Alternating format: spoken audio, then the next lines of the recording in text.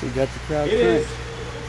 Yeah. It is no longer enough in our country just to look at these brave heroes. They cannot be the only ones that do the tough things.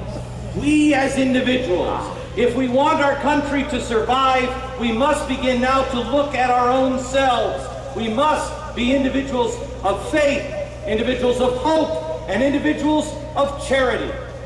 When I first put this together in my head, I thought it was supposed to be political, and I had to announce it for some reason. I went down to Florida and I just felt I had to look people in the eye and tell them what we were doing. 25,000 people showed up, and I looked them in the eye, and I immediately broke out into a cold sweat. And when I got off, we were surrounded by a crowd. It was in the round, and people were screaming and yelling, and hands were coming from everywhere, and I grabbed my assistant by the lapels and I pulled him in close, and I screamed in his ear. I said, "I don't know how, but we're wrong."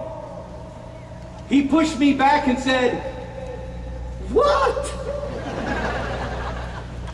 I knew we were supposed to come here.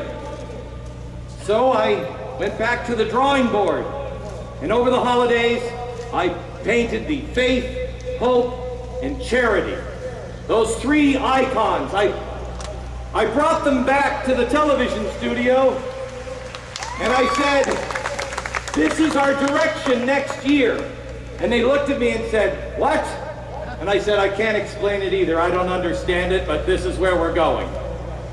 It was about 4 months ago that we were still kind of lost, and we didn't know what we were going to do when we got here. And I was down on my knees, and we were in the office, and I said,